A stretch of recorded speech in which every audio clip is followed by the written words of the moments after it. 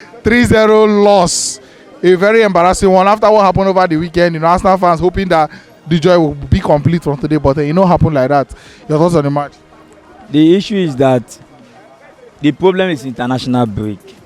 Most times when a team is on a good run and you now have this international break, it wastes momentum. It destroys the team spirit and all the rest of it, because the players are trying to assimilate two different coaches. You go to the national team try to refurbish what you have already got in the brain, how to play, gives you its own philosophy, gives its own style of play, how you can create chance and all this.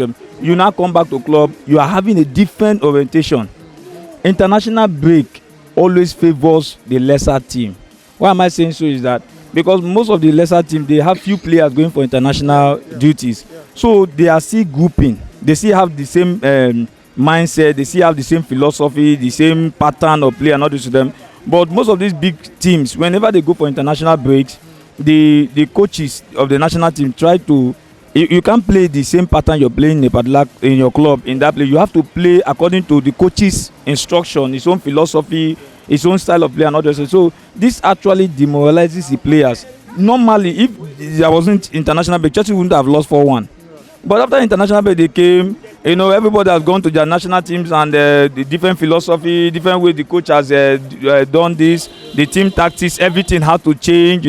They came together and look at the time when they return from international break and when they are playing match. Look at Partey. Partey was like 5 people in Nigerian midfield. You coming back to Arsenal, it's just like you're trying to, you don't know what to play against. So I would have suggested that when these players come from international break, there should be a psychology that we want to psych them, want to make them understand that there was a pattern on ground before they went to international break, so that they can go back to that pattern. So it's a major, it's more of a mental issue than the physical disease, because they are drained. You understand what I mean? That's what I mean. And then was it a question of the lineup, or was it say Crystal Palace not just the better team today? No, the Crystal Palace team has always been a giant killer. And another thing is that it's a derby. And most times they can, just sometimes maybe Arsenal might not be playing well. They meet Chelsea or meet Tottenham before they just get a wow kind of result. So it has always been like that a derby like that should be taken carefully. Form does not speak in derbies. There is no form in derbies. It's what you can deliver at that time. So Crystal Palace was able to understand the Arsenal team. Vieira was able to understand the Arsenal team. If you watch in the midfield, he never played any player that is sleeky. Like Olise, Husky, never played Eze and others of them. He stick on the gun, knowing fully well that Arsenal players, they are fragile. They are not strong enough. So you have to compact the midfield to disturb the Arsenal dissing. Okay, look at the person he played on attack, Metete. You can see the body build of the player. Is a bossy, a bully. So he saw he knows, and he had to play it that way. I'm not blaming Arteta for this match, but the weak link for this Arsenal team was that just as if Arsenal was playing two-man defense, because Suarez and Tavares was nowhere to be found in the game. So we cannot judge Arsenal to say, oh, Arteta, we want to crucify Arteta. Arteta has been doing a yeoman job. I was one of Arteta's critics. But what Arteta has put on the plate, Arteta is trying. It's just one of those games that will just go against you. We all know what Crystal Palace played against Man City.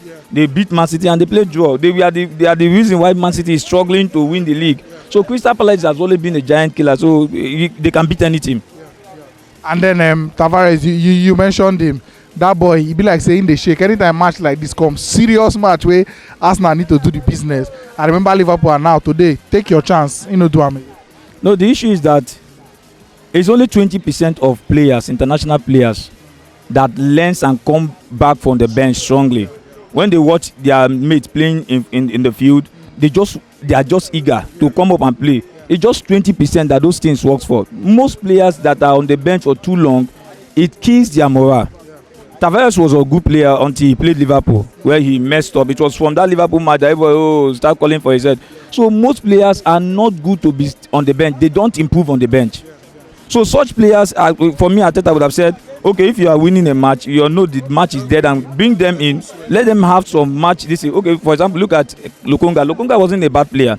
They brought Xhaka and others, and when Xhaka came back from that his lengthy injury and others, they put Lokonga on the bench. Okay, now if we peradventure, we don't know what will happen to Partey. If Partey has that injury, expect this person to come and give you 100%. It doesn't work that way.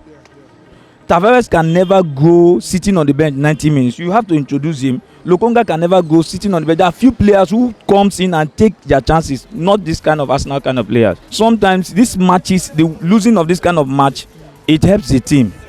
It builds their morale. But why I'm angry is that because of the kind of future in front of Arsenal, we have strong teams to play that are stronger than Leicester. Crystal Palace. So losing to Crystal Palace, it dampens my spirit a little. But I believe Arsenal can hit the top 4. Let's just believe that Chelsea, because of what they are going to do in Champions League, it will make them to lose a little bit of focus. But Arsenal is only concentrating on the league. So I believe Arsenal can do well. So the top 4 still possible? It's still a possibility. It's still a possibility. You know, we see have teams like as Chelsea. Chelsea is more or less a younger brother to us. We can beat them. We can beat them. When it comes to Chelsea and Arsenal, form is irrelevant. We can beat Chelsea. I'm beating my chest to tell you we are going to beat Chelsea. We are going to beat Tottenham. But I don't know what Arsenal is going to play concerning. Even Man U, we are going to beat them. But this other mid-team tables team or the team that are going for relegation, that is where the issue lies. Because it's just like a cup final. Everyone want to play to get a point out of the relegation zone.